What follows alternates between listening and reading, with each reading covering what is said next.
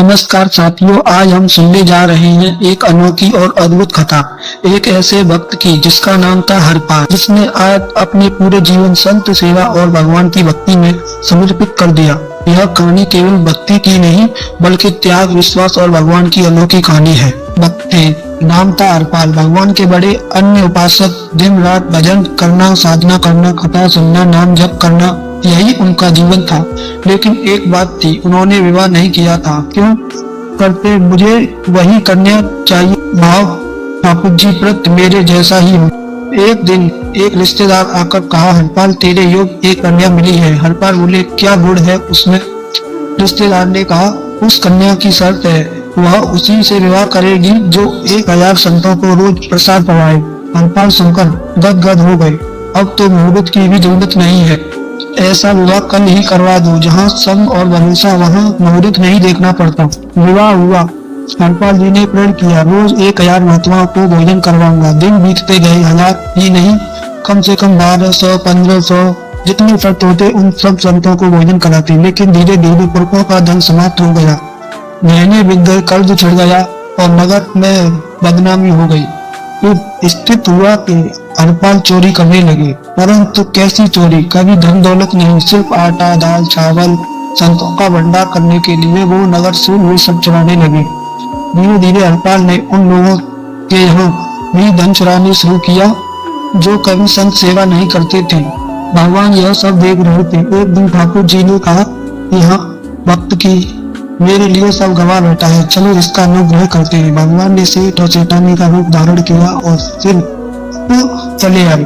पगड़ी गहना लाद कर शरीर पर बहुत सारे मोती माणिक लिपटे हुए थे। रुक्मिणी जी सेठानी बनी थी। हरपाल जी मार्ग पर बैठे सोच रहे थे, अगर कोई अमीर यहाँ से गुजर जाए तो मैं उसे लूट लूंगा, संत सेवा करूंगा। तभी सामने से सेठ और सेठानी पहुंचे। हरपाल की आंखों में चमक उठी, वाह, यह तो 10 साल की प्रबंध हो जाएगा। हरपाल जी बोले, भैया जय श्री कृष्ण। सेठ जी नाराज हुए और बोले, हमारे सामने भगवान का नाम मत ले। सुना यह एक डकैत हरपाल चोरी करता है और फिर संत सेवा का ढोंग करता है। हरपाल मन ही मन में बोला, अरे यह तो भगवान की, तो एक भी अंगूठी नहीं छोड़ूंगा। जंगल में ले जाकर हरपाल जी गर्ज कर बोले, मैं ही हूँ हरपाल, सब गहने निकालो। भगवान और रुक्मिणी जी कांपने लगे। रुक्मिणी जी बोली, प्रभु रावण से नहीं डरे, हिरण्यकश्यप से नहीं डरे, यह तो एक साधारण मनुष्य है। भगवान बोले, ये हरपाल एक मेरा बहुत प्यारा भक्त है, जिसने मेरे लिए सब कुछ बना दिया। इसके सामने भय करने में कोई लज्जा नहीं है। हरपाल ने सब गहने उतरवा लिए, यहाँ तक कि भगवान की एक हाथ में अंगूठी थी, वह भी निकलवा ली। और निकालने समय जो हरपाल ने उंगली काटने की कोशिश की, तभी द्वारकाधीश भगवान श्री कृष्ण दिव्य रूप में प्रकट हुए।